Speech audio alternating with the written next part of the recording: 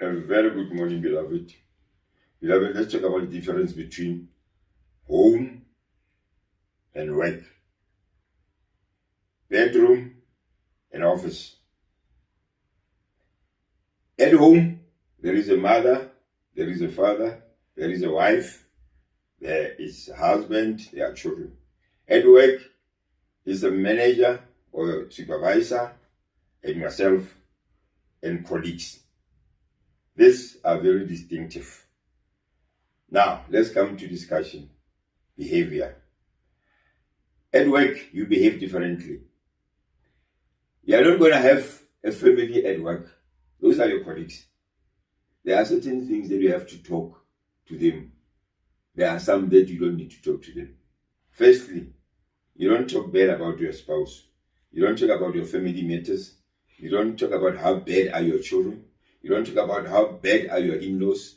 You don't talk about how bad are your neighbors. That is for sure. You don't. Because you are characterizing yourself to those people.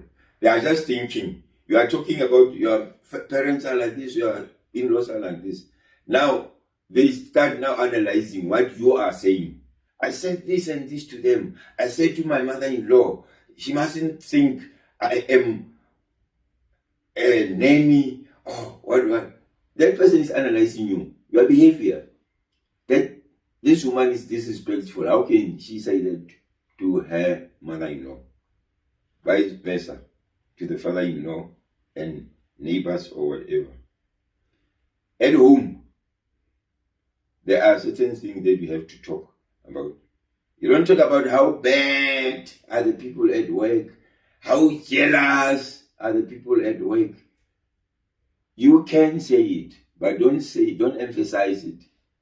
Don't stress it in such a way that when it gets into your family, when they start now, trying to consume, to ruminate and to, digest it, they start thinking that you are being patronized at work and people at work hate you and, they treat you like a trash or because you are trying to create an animosity between both of them. Sometimes you've got a family gathering or you have to invite your colleagues.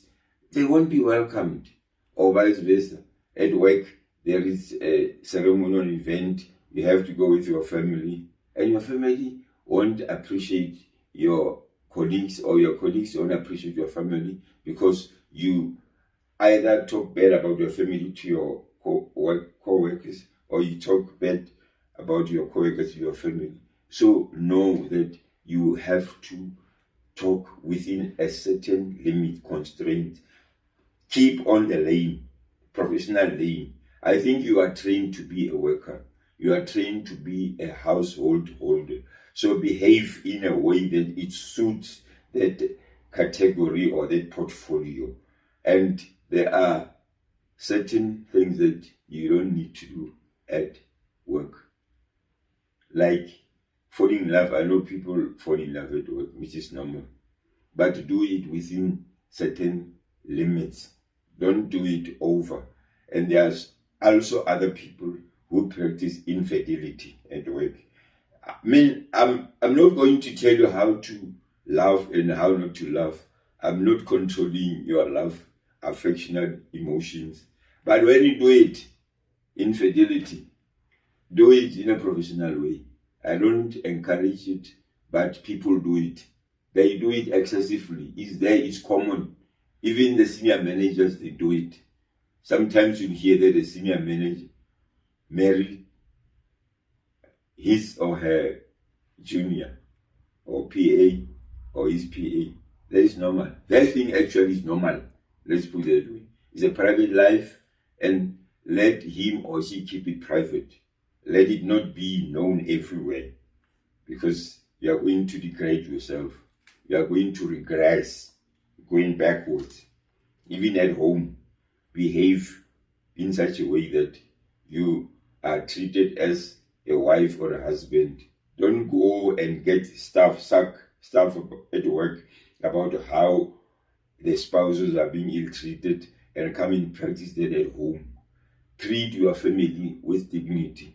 Treat your colleagues with dignity. You will see your life will be okay. I wonder if you have realized that if you live with wrath and, anger, animosity, hatred, envy, how you feel when you hear that the person that you hate is progressing, is going to haunt you. You're going to end up losing weight, and people think maybe you are sick. Not sick, because of you overstrain your thinking. This person is progressing. This person, don't compete with other people. Don't do that. I know that people who compete with their siblings, and it's very hurtful, because some of them, they're just, springing like this, and you are a mediocre, sometimes even below mediocre, and that person is just going up. Some compete with their spouses. I can guarantee you, I know of many cases, people competing with their spouses. But keep your lane. If you cannot afford this, don't worry about it. What you can do, I'll advise you something. Have self-love. Self-love is very important. When you love yourself, keep yourself neat. You can dress to kill if you are capable of walking, not driving. People will respect you because they see that you love yourself. And when you start with self-love, you never have a problem of saying, this one doesn't love me and all this stuff. You won't meditate about trivial matters, crack and all this stuff. So people, please, let us try to contain ourselves and live according to the standard. There are no certain standards of leaders. You have to do this, you have to do this, you have to do this.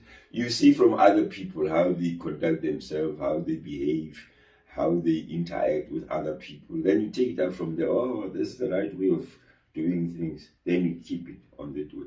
Thanks for listening. I love you so much. This is